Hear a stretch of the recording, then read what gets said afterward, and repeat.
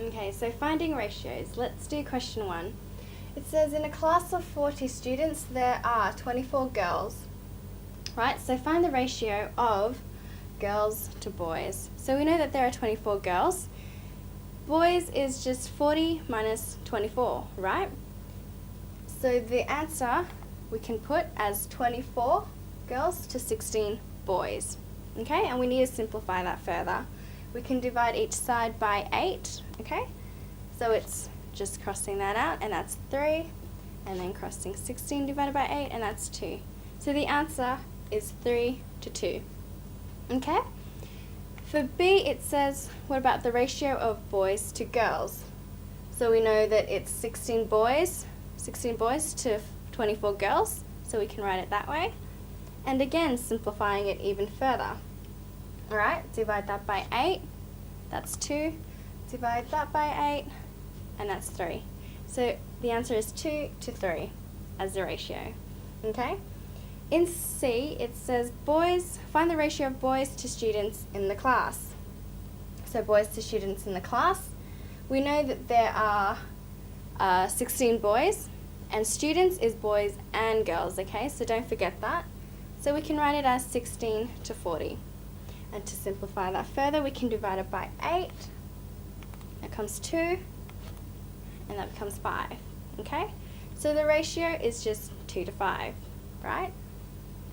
Let's try question 2, okay? It says that Kate earns $80,000 and spends $64,000.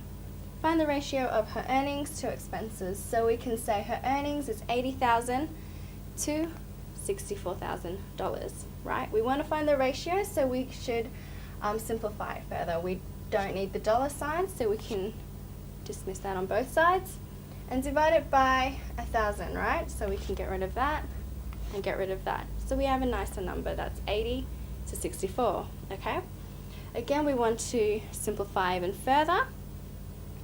What number can be divided into those two? What's a multiple of 80 and 64, right? The answer is 8. So we can simplify that, and that becomes 10. Simplify that, divided by 8, and that becomes 8. So it's 10 to 8. We're still not quite done yet. We can divide that even further, simplify it even further by dividing it by 2. So that becomes 5, and that becomes 4. So the answer is 5 to 4, okay? In B, it asks for her savings to earnings, okay? So her savings are 80,000, what she earns, minus what she spends, okay, 64. So she actually saves 16,000, right? And her earnings are just 80,000. So again, we want to simplify that further. We can get rid of the dollar signs there. We can divide it by 1,000, so we get rid of that. So we have 16 to 80. Again, we can simplify it further by dividing by 8 on each side. That's 2, and that's 10, okay? So it's 2 to 10. Again, just one more step. We can simplify it further. That's 1, and that's 5. We're dividing it by 2. So the final answer is 1 to 5, okay? So let's try and do question 3. It says the ratio of the number of boys to the class is 3 to 8. So this is 3 boys to the class of 8, okay? So find the fraction. So first of all, I want to find the fraction of girls to class. So what is the ratio of girls to the class, right? For the girls, it's the ratio of 8 minus the ratio of boys, 3. So we can say girls is 8 minus 3. That's the ratio. And so if we want to do fraction, sorry, the answer is 5. If we want to do the fraction, it is girls over class, which is 5 over 8. Okay, so that's how you find the fraction of girls to the class.